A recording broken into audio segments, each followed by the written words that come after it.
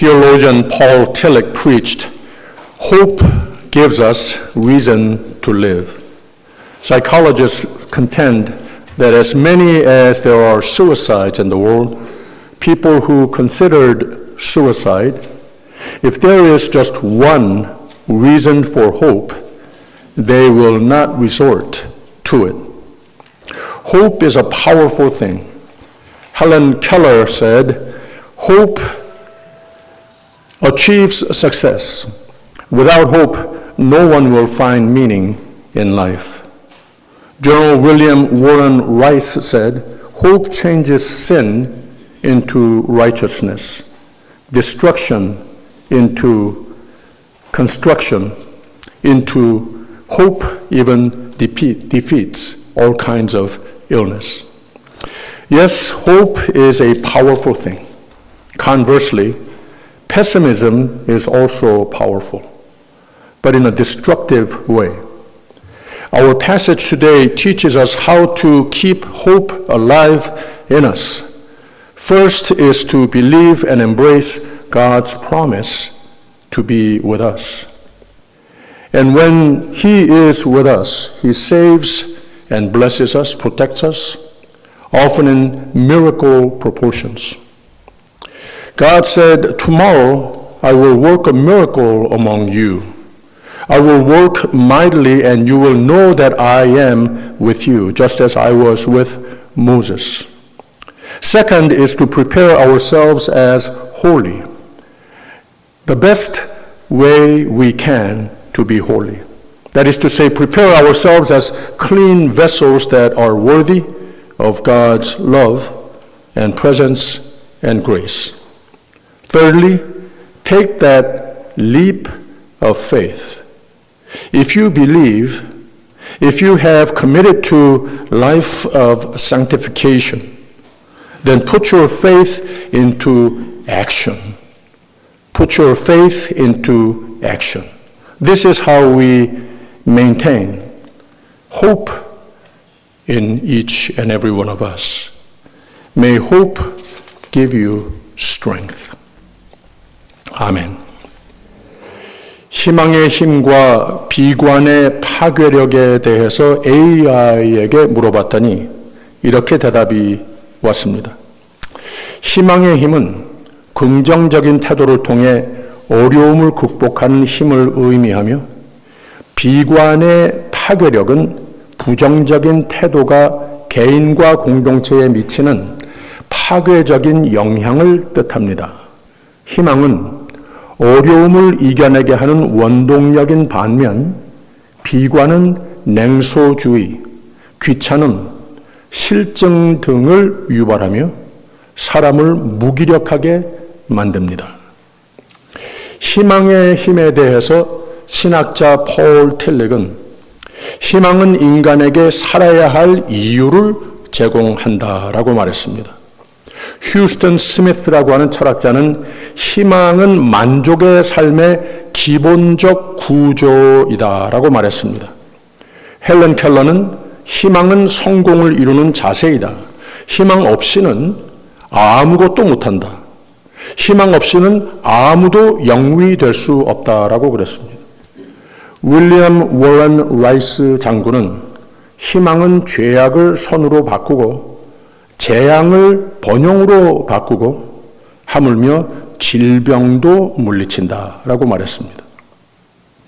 비관의 힘, 반대로 이런 말들이 있습니다. 그 중에 모건 블레이즈라고 하는 시인은 이런 시를 적었습니다. 나는 치명적인 타격을 가할 수 있는 힘과 기술이 있다. 나는 바람의 날개를 타고 여행한다. 나는 가정과 나라, 그리고 어떤 조직도 파괴할 수 있고 수많은 사람을 파멸시킬 수 있다. 아무리 건강한 사람이라도 내게는 무력하고 아무리 깨끗한 사람이라도 내게는 더러워진다.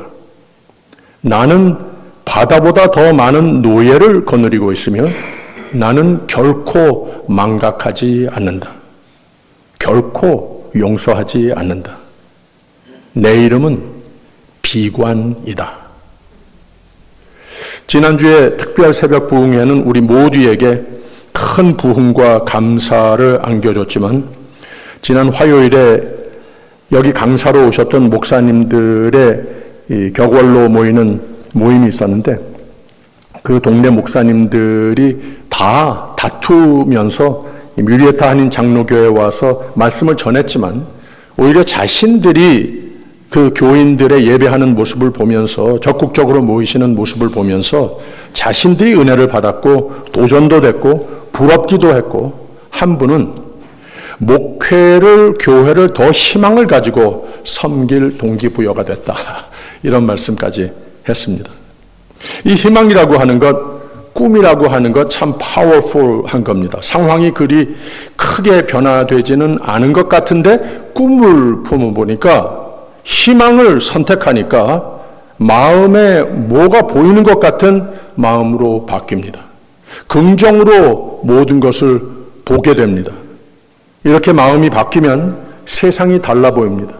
새 힘이 생깁니다. 삶이 바뀌어집니다. 2008년에 랜디 파우시라고 하는 미국 카네기 멜론 대학 교수가 세상을 떠났습니다. 췌장암 말기 환자로 시한부삼을 살고 있던 이분이 인터넷의 동영상으로 뜬 1시간 남짓한 강의를 통해서 1,000만 명 이상의 많은 시청자들을 감동시켰습니다. 이 포시는 이 강의에서 꿈을 크게 꾸어라 역사를 합니다. 설사 꿈을 이룰 수 없더라도 꿈꾸기는 삶에 유익하게 작용하기 때문에 꿈을 꾸어라. 어떤 성취든 이루는 과정에서 장벽에 부딪히기 마련이다. 장벽이 있는 것은 다 이유가 있다라고 말을 했습니다. 장벽은 단순히 앞을 가로막기 위해 있는 것이 아니다. 우리가 무엇인가를 얼마나 간절히 원하는지를 발휘하기 위해 장벽이 놓여 있는 것이다. 장벽은 우리가 무엇을 얼마나 절실하게 원하는지 시험하는 기회이다 라고 말했습니다. 희망과 힘을 잃지 않고 꿈을 가지는 것은 꿈을 성취하는 데에도 중요하지만 기다리는 중에도 우리에게 큰 힘이 된다고 하는 거죠. 출애굽한 이스라엘 백성들이 40년 동안 광야를 유랑한 끝에 드디어 가나안 땅 입구에 이르렀습니다. 요단강이 앞에 놓여져서 강 건너 땅을 바라보고 있었습니다. 얼마나 감격스러웠겠습니까? 그러나 이 마지막 장애물이 그들 앞에 이 강이 가로막고 있는 겁니다. 홍수로 범람해서 거세게 흘러가고 있는 요단강입니다. 그들은 또다시 꿈을 접어야 하는가? 이런 상황에 처한 겁니다. 여기서 희망과 꿈이 얼마나 큰 힘이 됐는가? 말씀은 우리에게 보여주십니다. 하나님은 오늘 말씀을 통해서 장애물을 돌파할 수 있는 지침을 우리에게 가르쳐 주십니다. 이 지침을 묵상함으로 우리 앞을 가로막는 인생의 많은 장애물들을 극복하고 인생의 꿈을 성취할 수 있는 지혜를 받기를 원합니다. 첫째, 희망이라고 하는 힘은 어디에서 오는 것인가? 그 근거가 어디에 있는 것인가? 가장 처음에는 하나님의 약속입니다. 미래를 정복하자면 믿는 사람은 하나님의 준비하시는 하나님을 믿어야 하고 하나님 말씀을 받아들여야 합니다. 거기에서 모든 희망이 솟아나는 준비가 비롯되는 겁니다. 그래서 여호수아는 우리에게 하나님이 약속하신 미래이니 희망이 있는 것이다 라고 하면서 그 꿈, 희망의 성취의 조건을 하나님이 말씀하신 대로 백성들에게 선포했습니다. 조금 앞으로 가서 5절의 후반에 이런 말씀을 했습니다. 여호와께서 내일 너희 가운데 기사를 행하시리라 라고 그랬어요. 하나님 약속이죠. 그 다음에는 7절에 가서 여호와께서 여호수아에게 이르시되 내가 오늘부터 시작하여 너를 온 이스라엘의 목전에서 크게 하여 내가 모세와 함께 있던 것 같이 너와 함께 있는 것을 그들로 알게 하리라 라고 했어요. 그 다음에 10절 가서는 또 말하되 사시는 하나님이 너희 가운데 계시사 가나안 족속과 헷 족속과 히위 족속과 브리스 족속과 기르가스 족속과 아모리 족속과 여부스 족속을 너희 앞에서 정령이 쫓아내실 줄을 이 일로 너희가 알리라. 다 하나님의 약속의 말씀드립니다. 그리고 13절에 가서는 온 땅의 주 여호와의 궤에 맨 제사장들의 발바닥이 요단물을 밟고 멈추면 요단물 곧 위에서부터 흘러내리던 물이 끊어지고 쌓여 서리라 라고 하나님이 또 역시 약속하셨습니다. 그래서 어떻게 인생의 꿈을 이루는 중에 가로막는 장애물들을 극복하느냐, 어떻게 희망을 꿈을 다시 되찾느냐, 첫째는 하나님의 뜻을 아는 겁니다. 하나님께서 선포하신 하나님의 말씀 속에 하나님의 약속과 계획을 깨닫는 겁니다. 하나님께서 약속하시면 하나님 반드시 한다. 거기에 믿음을 두는 겁니다. 이 말씀을 늘 붙들고 거기에 희망의 근거를 두는, 하나님 말씀이면 진리로 생명의 말씀으로 받아들이는 믿음을 늘 행사하여야 한다는 말입니다. 로버트 슐러 목사는 Faith is a choice라고 분부했습니다. 믿음은 믿지 못할 것을 믿기로 작정하는, 뭐가 확실해서가 아니라, 뭐가 보여서가 아니라 하나님 말씀하셨으니 나는 믿는다. 나는 하나님 말씀의 희망의 근거를 둔다. 선택을 말하고 있는 겁니다. 우리에게 생명과 생명의 삶을 약속하시는 생명의 말씀을 늘 가까이, 더욱 가까이 하여 하나님 말씀에 근거를 둔 희망, 세상이 줄 수도 앗아갈 수도 없는 희망으로 꿈을 다 이루시며 하나님 약속의 희망을 둔 미래를 정복하는 힘을 소유하시기를 주님의 이름으로 축원드립니다. 둘째로 희망의 근거가 어디에서 오는 것인가? 5절을 다시 읽습니다. 여호수아가 또 백성에게 이르되 너희는 스스로 성결케 하라. 여호와께서 내일 너희 가운데 기사를 행하시리라 라고 그랬어요. 하나님께서 기적을 베푸시겠다고 말씀하셨어요. 그런데 그 전에 한 가지 조건을 붙이는데 여호수아가 또 백성에게 이르되 너희는 스스로 어떻게 하라? 성결케 하라 라고 그랬어요. 하나님은 미래의 약속을 누구에게 주셨습니까? 아무에게나 주시지 않는다는 거예요. 성결케 하는 자에게, 이렇게 준비된 자에게 하나님께서 기적을 베푸시는 은혜가 거기 있다는 거예요. 희망을 소유하고자 하느냐, 나의 약속의 대상자가 되고자 하느냐, 그러면 성결하라. 하나님은 내가 거룩하니 너희도 거룩하여야 하리라 말씀을 하셨습니다. 성화로 준비된 자가 되라 라고 하셨습니다. 은혜의 삶, 기적의 삶 맞는데 아무에게나 해당되는 초대가 아니라고 하는 말입니다. 여호수아가 또 백성에게 이르시되 너희는 스스로 성결케 하라. 그러면 여호와께서 내일 너희 가운데 기사를 행하시리라. 인생의 기회들이란 미리 예고하고 오지 않습니다. 갑자기 찾아옵니다. 뜻밖의 찾아옵니다. 그래서 항상 기회에 대비할 준비를 하고 살아야 하는 겁니다. 안병욱 교수는 행운이란 준비가 기회를 만날 때 생기는 것이다 라고 그랬습니다. 우연이라고 하는 거 없단 말입니다. 로마 고대의 철학가 세네카도 기회가 언젠가 내게 올 것이다. 그러니 오늘도 내일도 준비하여라. 의미 있는 삶을 살려면 분명한 삶의 목표와 그 목표를 이루겠다고 하는 꿈을 가져야 합니다. 꿈을 이루기 위해 구체적인 계획을 세워야 합니다. 꿈을 실현할 기회를 알아볼 수 있는 안목과 그것을 포착할 준비를 해야 합니다. 즉 준비된 삶을 살고 유지하여야 합니다. 매일 그렇게 살아야 합니다. 그런 삶의 매일은 희망이 있습니다. 어려운 것을 잘 지나갈 새 힘이 솟습니다. 믿음으로 성결의 노력으로 새 희망, 새 위로, 새 힘을 받으시는 저와 여러분이 되시기를 주님의 이름으로 축원드립니다. 하나님은 매일 우리를 위해 기적을 준비하시는 하나님이십니다. 그러나 또 우리는 그 기적을 받아들일 준비를 해야 합니다. 요단강을 건너가려면 준비했어야 했습니다. 이스라엘 백성이 준비해야 할 것은 스스로 성결케 하는 것이었습니다. 너희는 스스로 성결케 하라. 내일 여호와께서 너희 가운데 기사를 행하시리라. 준비된 삶, 성결케 하는 삶은 그 삶에 하나님은 기적을 베푸신다고 하는 말입니다. 믿습니까? 터놓고 말씀할게요. 하나님을 따르려면 마음이 순결해야 합니다. 하나님은 죄가 있는 곳에 임재하지 않으십니다. 하나님은 불신과 게으름과 공존하지 않으시는 하나님이십니다.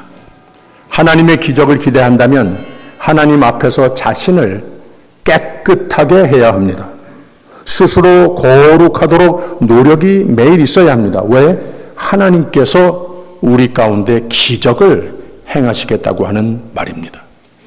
히브리서 3장 18절 19절에는 이런 말씀이 있어요.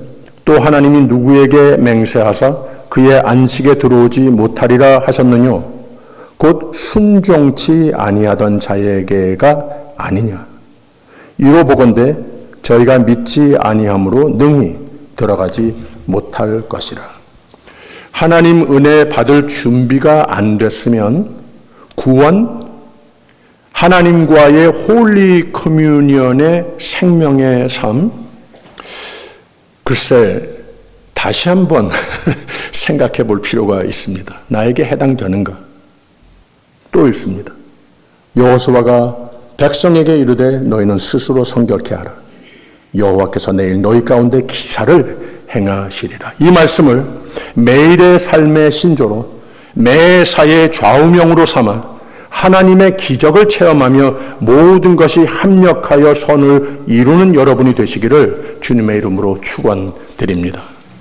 세 번째로 희망의 생애가 되기 위해서 무엇을 해야 되는가? 하나님은 요단 물가에서 여호수아에게 또 하나의 지시를 하시는 것을 볼 수가 있어요. 8절에 너는 언약궤를 맨 제사장들에게 명하여 이르기를 너희가 요단 물가에 이르거든 요단에 들어서라 하라 라고 그랬습니다. 발을 물속에 들어 놓아야 강물이 갈라선다는 겁니다. 갈라지는 게 조금 조짐이 보이면 안심하고 들어가 이러지 않았어요. 그냥 흐르고 있습니다. 그 흐르는 물에 발을 잠그라는 거예요. 발을 물속에 들어 놓으면 기적이 일어난다고 하는 말입니다. 할렐루야. 13절에는 기적은 믿음의 발걸음을 요구하는 것을 선언하고 있어요. 온 땅의 주 여호와의 궤를 맨 제사장들의 발바닥이 요단물을 밟고 멈추면 요단물 곧 위에서부터 흘러내리던 물이 끊어지고 쌓여 서리라 라고 했습니다. 하나님이 역사하기를 원한다면 우리 자신 먼저 믿음으로 발걸음을 내디뎌야 하는 겁니다. 우리가 먼저 움직이고 발을 물에 적셔야 하나님께서 개입하십니다. 그렇지 않으면 기적이 일어나기를 기대할 수 없습니다. 믿음이란 발걸음을 앞으로 내디디는 겁니다. 이게 무슨 말이냐? 하나님만을 의지하고 하나님만을 의지하기 때문에 인간과 환경의 한계와 단절이 있지만 인간과 환경의 한계가 있어도 인간의 한계와 단절 앞에서 자신을 하나님께 전적으로 맡기는 겁니다. 요단 물가에 있는 이스라엘 백성들은 발걸음을 앞으로 내디뎌라 라고 하는 여호수아의 지시에 머뭇거리거나 주저하지 않았습니다. 물속으로 들어가도 괜찮을까? 우리 충분히 회의하고 합의하고 이런 토론도 전혀 없었습니다. 그냥 발을 내디뎠습니다. 15절 말씀 보세요. 요단이 몸에 거두는 시계는 항상 언덕에 넘치니라. 궤를 맨 자들이 요단에 이르며 궤를 맨 제사장들의 발이 물가에 잠기자라고 그랬어요. 물을 그냥 담궈버렸어요. 그랬더니 16절 보세요. 곧 위에서부터 흘러내리던 물이 그쳐서 심히 멀리 사르단에 가까운 아담읍 변방에 일어나 쌓이고 아라바의 바다 염해로 향하여 흘러가는 물은 온전히 끊어짐에 백성이 여리고 앞으로 바로 건널세. 여호와의 언약궤를 맨 제사장들은 요단 가운데 마른 땅에 굳게 섰고 온 이스라엘 백성은 마른 땅으로 행하여 요단을 건너더라 라고 그랬습니다. 사랑하는 여러분, 불신을 떠나 담대히 물속으로 들어가는 믿음을 가지시기를 부탁드립니다. 우리의 가장 큰 문제 가운데 하나가 뭔가 하면 싸움도 하지 않고 승리를 바라는 겁니다. 시작하지도 않고 끝을 보기를 막연히 기다리는 겁니다.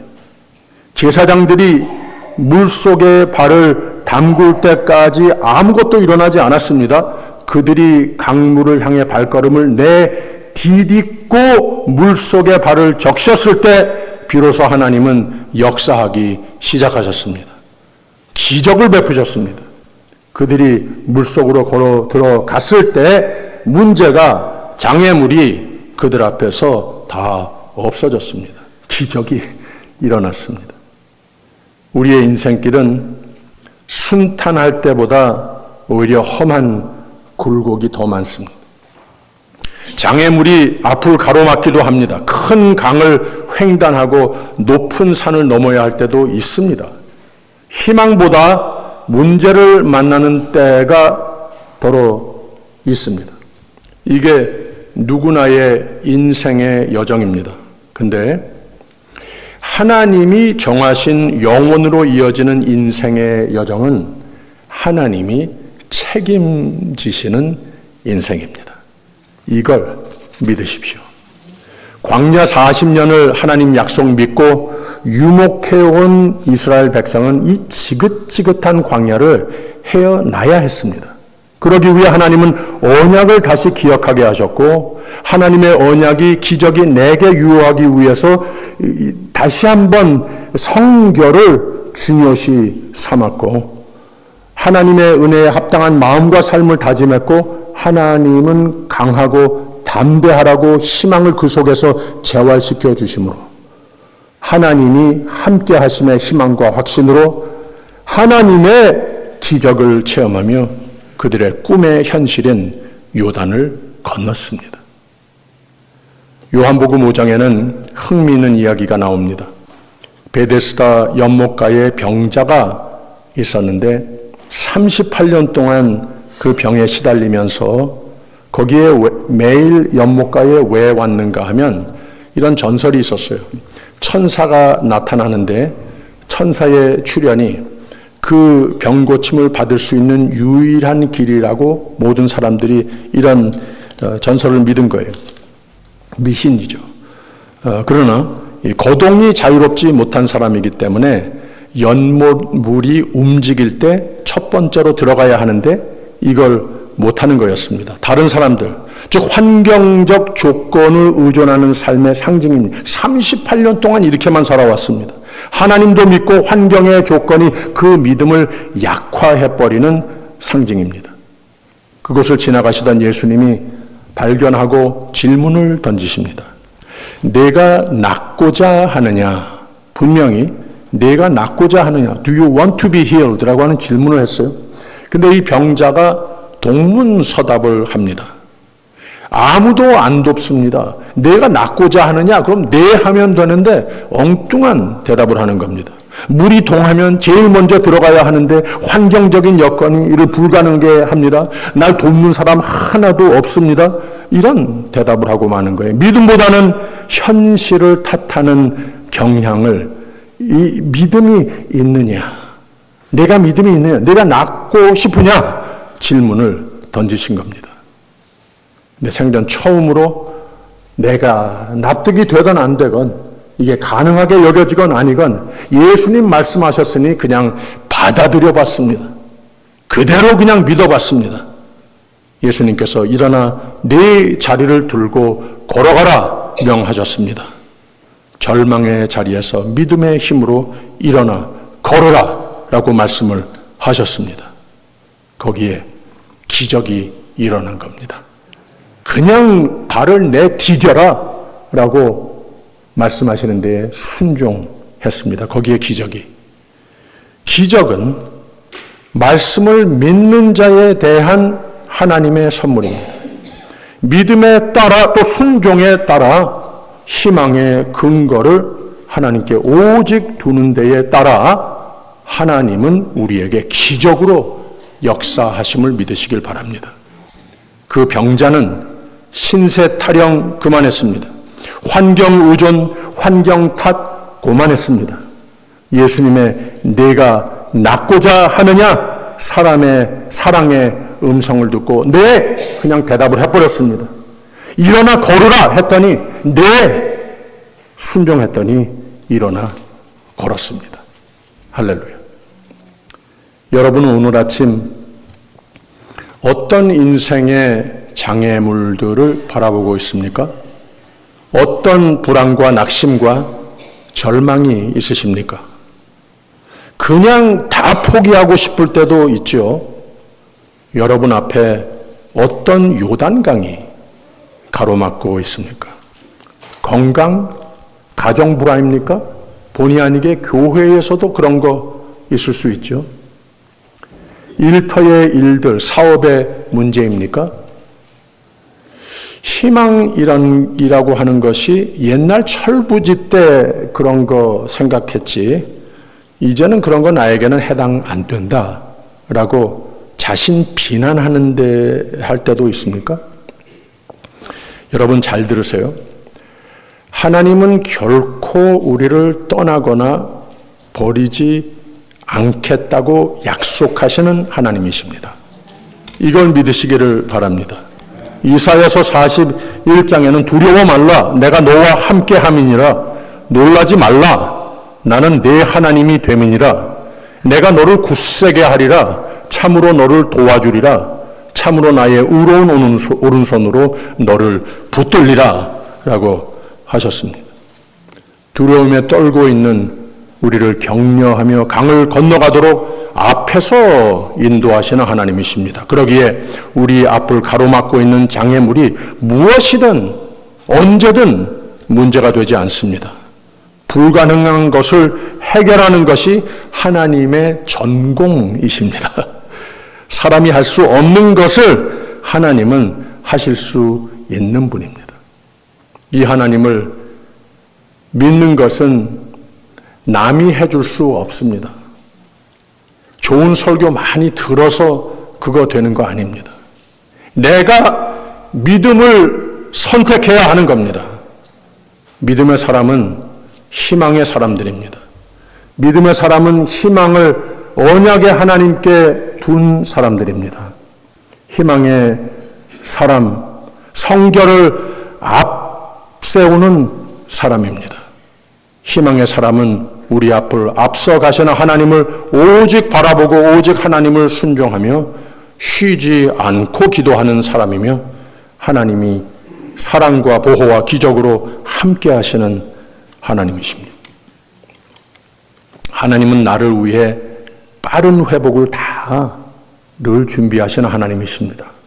우리도 더욱 강건한 믿음으로 준비하여 저 이제 바로 앞에 다가온 강을 아직 광야이지만 희망을 가지고 하나님이 함께 하시니 기적으로 함께 하실 테니 더욱 적극적인 믿음으로 인생의 모든 장애물을 돌파하여 축복의 땅에 이르는 저와 여러분이 되시기를 주님의 이름으로 축원드립니다.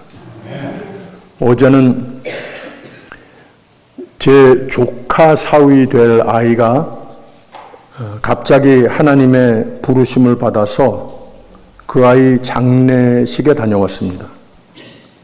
제 조카와 다음 주에 결혼식을 올릴 계획이 있었어요. 그래서 그 결혼식을 주례할 준비를 하고 있었는데 이 장례식을 신랑 될 아이를 위해서 했어야 하니 그 가족 식구들에게, 조카에게 무슨 말로 위로를 할 수 있었겠습니까? 무슨 말로 희망의 얘기를 할 수 있었겠습니까? 그래서 저는 그냥 반복적으로 우리는 오직 예수뿐입니다, 이런 말만 했습니다. 오직 주님 잘 믿고 이 어려움도 믿음으로 하나님 주시는 희망을 거기서 찾자, 이 말씀과 그리고 그 기도문을 담고 있는 노래로 기도를 해 주었습니다. 우리 다 함께 기도하실 때에 이 찬송으로 엮어진 기도문을 기도하겠습니다.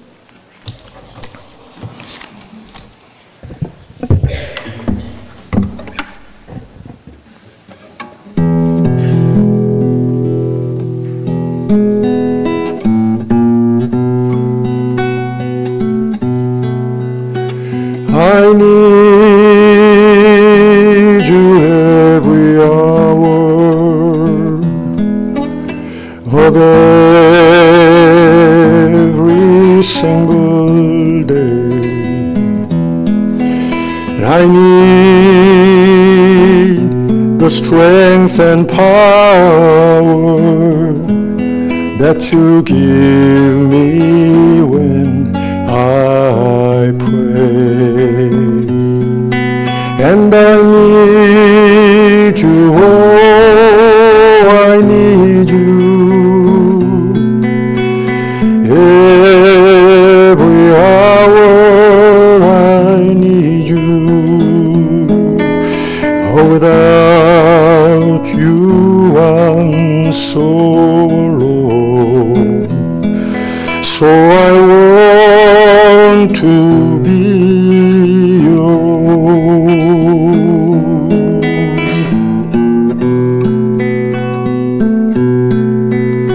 I need you every hour to stay close by my side. I can't make it on my own, so I need another guide. And I need you, oh, I need you. Every hour I need you. Oh, without you I'm so alone. So I want to be oh, without you I'm so alone. So I want to be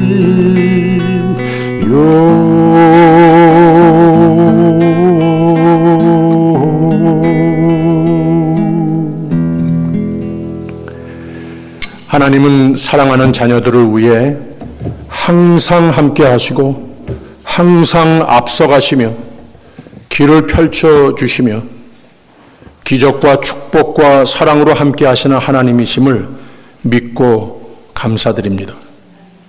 내 앞길 멀고 험해도 인생의 장애물들이, 인생의 요단강들이 가로막거든 그 장애물보다 더 크신 하나님을 믿게 하여 주시옵소서.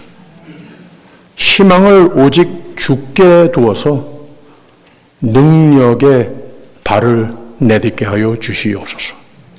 예수님 이름으로 기도하옵나이다. 아멘.